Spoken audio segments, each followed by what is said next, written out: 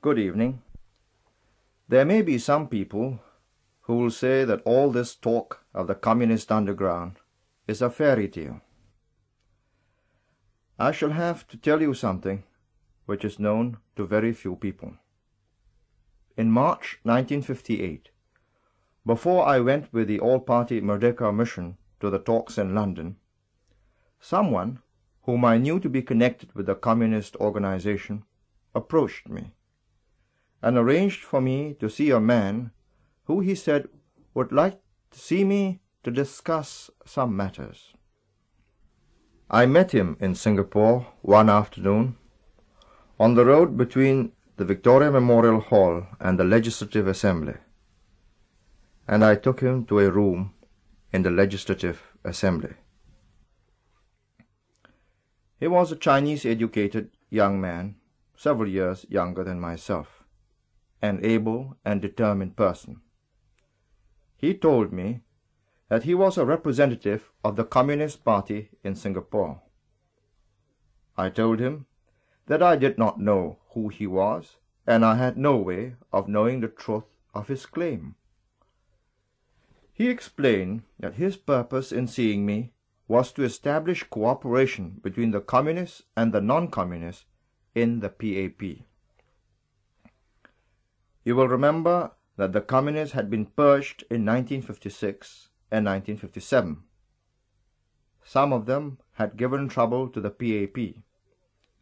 He told me that they were all young and enthusiastic people who did not understand the communist policy of United Front, but that they meant well and wanted to help to bring about the communist revolution in Malaya. He wanted to re-establish cooperation in the United Anti-Colonial Front with the PAP. I shall call him the Plen, short for plenipotentiary. We spoke in Chinese. Sometimes I used English words to clarify my meaning, and I found that he understood English. I asked him for proof to show me that he was a genuine representative of the MCP. He smiled and said that I had to take his word for it. I then asked whether he had authority over the open front communist cadres in the unions and political parties, and gave as an example a Mr. Chang Yuen Tong. Chang Yuen Tong was then a city councillor and an executive committee member of the Workers' Party. He is now the president of the Electrical and Wireless Employees Union, and he is also on the pro tem committee of the new Communist Trade Union United Front, SATU. S-A-T-U. I knew he was one of the pro-communist trade union workers. I told the Plen that I thought the communists were trying to make use of David Marshall and his Workers' Party to fight the PAP. They had used the Workers' Party to fight us in the Jalan Bazaar division in the city council elections, and they had lost in a close fight. I said that as evidence of his credentials, that he was a real representative of the Communist Command in Singapore, and his good faith in not wishing to attack the PAP by using the Workers' Party as an instrument, he should give the word for the resignation of Mr. Chang Yuen Tong from the Workers' Party and the City Council, and let the Workers' Party and Mr. David Marshall go on their own. He said, "All right, give us some time. We shall see that it is done." Several weeks later, in April 1958, while I was in London for the constitutional talks, I read in the newspapers that Chang Yuen Tong had resigned from the Workers' Party and from the City Council. The MCP had given orders. The Plen had proved his credentials. Subsequently, in the City Council by-election at Kallang, Marshall, without communist support, and after all the foolish policies of his party in the city council, found himself with just over 100 votes at the end of a campaign in which he was at most times talking to empty fields. The communists had withdrawn support, and the Workers' Party had collapsed. When the Workers' Party was formed hurriedly in November 1957, they were able to win 3 out of the 4 seats they contested in the city council elections in December 1957. They did this with the help of the communist supporters who had broken with the PAP after the 1957 conflict in the PAP and the purge which took place. Only one of the Workers' Party candidates lost, and that was to a PAP candidate, Chan Chi Seng, in the Jalan Besar division. But in the last general elections in 1959, the communist supporters had abandoned the Workers' Party, and every one of their candidates lost. Before the general elections in 1959, I met the Plen altogether on 4 occasions, all in Singapore, each time at a different rendezvous. We discussed things generally. He was trying to gauge the PAP's intentions and purpose. He wanted again and again to find out if we were prepared to let the communists work together with us in a united anti-colonial front in the PAP. I told him that I did not see much virtue in this, because from time to time we were going to have repetitions of the troubles we had in 1956 and 1957. Each time the MCP decided to take a different line, we, the PAP, would be involved.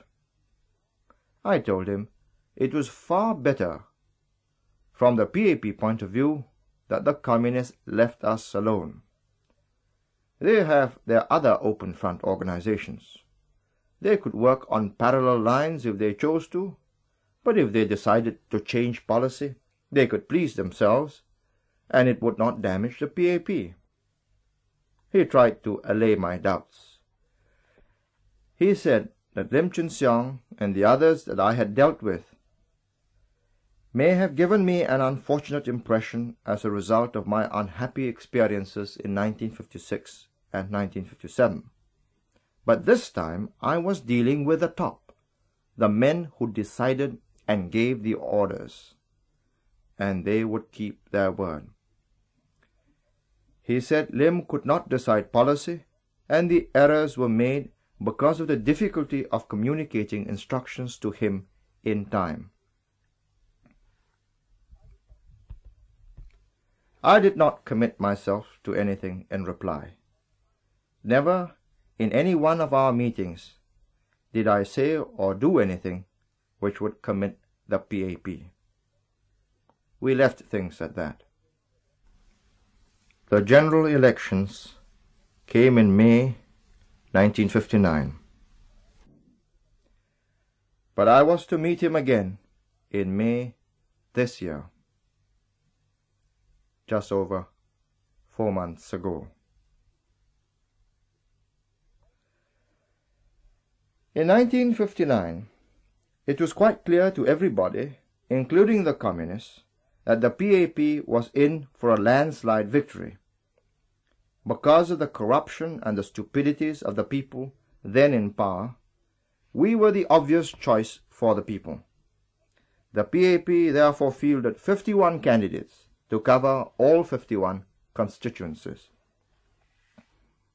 The MCP supporters fought us through the Parti Rakyat only in 4 constituencies: Aljunied, Kampung Kemangan, Gelang Serai, and Siglap. It was difficult for them to work up enthusiasm against the PAP, and as the election campaign went on, the amount of effort put in for the Parti Rakyat by the communist cadres and their supporters in their unions, flagged away. As a result, the Parti Rakyat was defeated in all 4 constituencies. In all the other areas where there were no Parti Rakyat candidates, the communists were neutral, and at best their supporters may have voted for the PAP. But we never asked for their support. Even during the election campaign, you will remember that we made our non-communist stand quite clear. In several speeches, I stressed the distinction between us and the communists, and I posed the problems that we would face after we won the elections. Let me quote from one of my election rally speeches made at Clifford Pier on May the 26th, 1959, published in the Straits Times, Nanyang Siang Pao, and the Senchu Jitpo. I said that the real fight would begin after the general elections, in which the ultimate contestants would be the PAP and the MCP. This would be the fight to establish the democratic system in the hearts and minds of the people. I said, and these were the exact words, "In this fight, the ultimate contestants will be the PAP and the MCP. The PAP for a democratic, non-communist socialist Malaya, and the MCP for a Soviet Republic of Malaya. It is a battle that cannot be won by just bayonets and bullets. It is a battle of ideals and ideas, and the side that recruits more ability and talent will be the side that wins."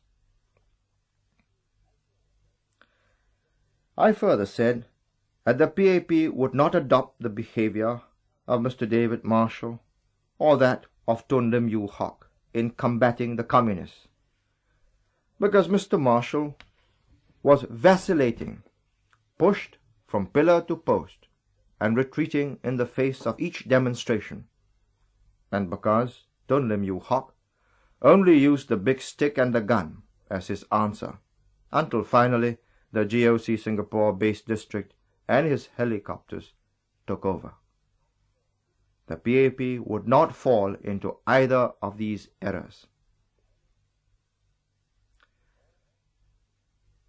All this was said nearly 2.5 years ago, during the last general elections. We knew all along what we had to expect. It was no smear then. It is not a smear now. In my next talk, I shall tell you how after I met the Plen again in May this year, the communists and the nationalists came to the parting of the ways.